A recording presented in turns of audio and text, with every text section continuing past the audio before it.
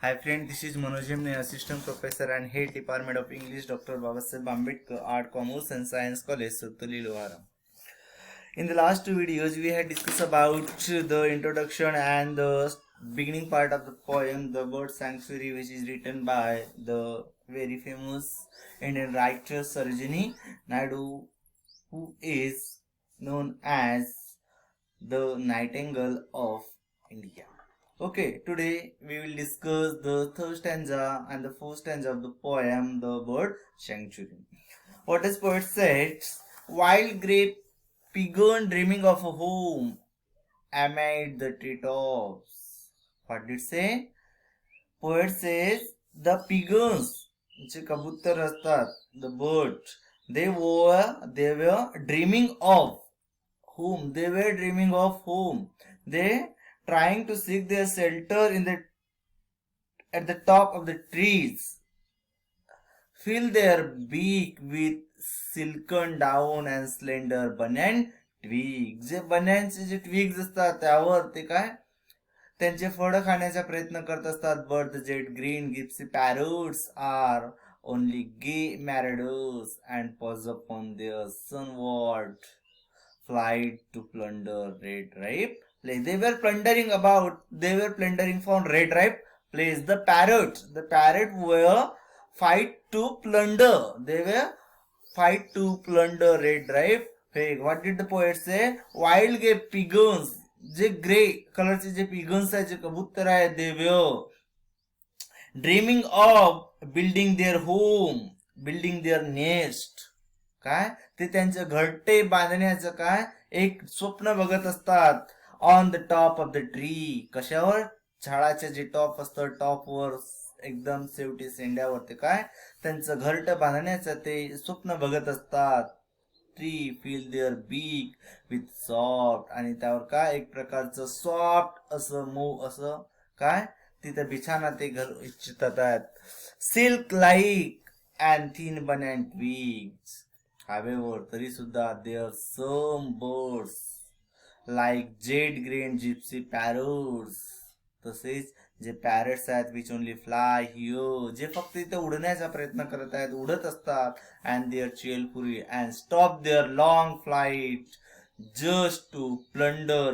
Plunder means just to eat and red and ripe figs. जे Ripon, जे ripe जे फळं लागलेले आहेत झाडांना ते खाण्याचा ते पॅरट काय तिथं येण्यासाठी उडून येत असतात आणि तिथे ते खात असतात. त्यांचा जो काय इथं जे कबुतराचे बिगन्स आहेत ते काय त्यांचं घरट, त्यांचा एक प्रकारचं शेल्टर शोधण्याचा प्रयत्न करतात. They was dreaming of building a shelter for them on the top of the trees, and the parrots were trying to eat red and ripe figs.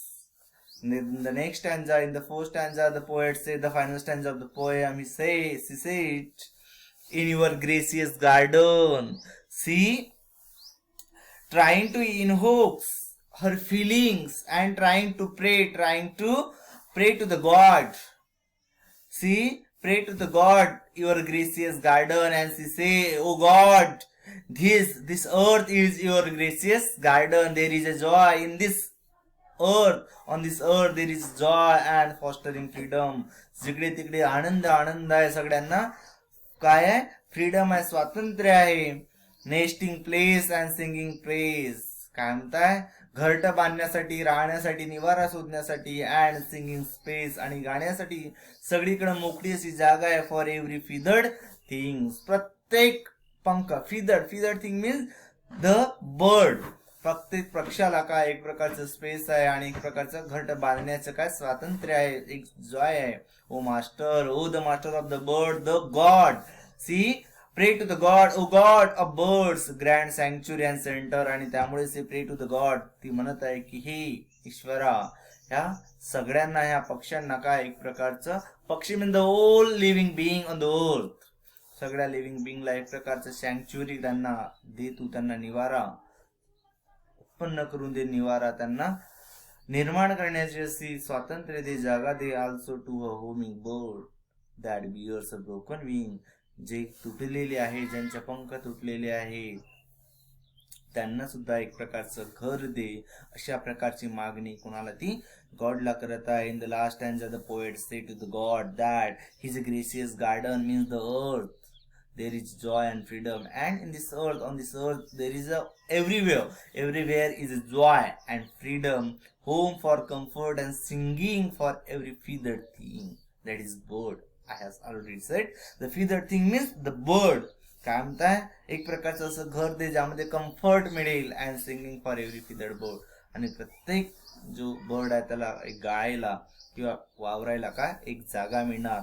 In the need separate master of world to grant sanctuary and the shelter, that is home.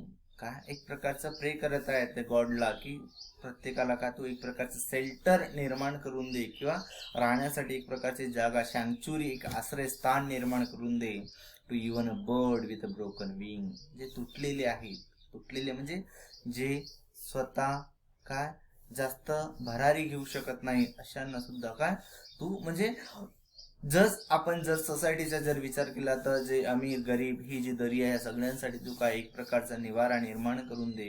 In other words he pray to God not to leave even a single creature on the earth homeless. ह्या पृथ्वीवर जे असं एकाही creature नसू दे, असं every living being, प्रत्येक living बिईंगला का तू एक प्रकारचं शेल्टर, एक सँक्च्युरी निर्माण करून दे, अशा प्रकारची प्रे तिनं गॉडला केलेलं आहे. In this way the poet is over here. In the next video I will discuss the question about the poem. Okay, thank you.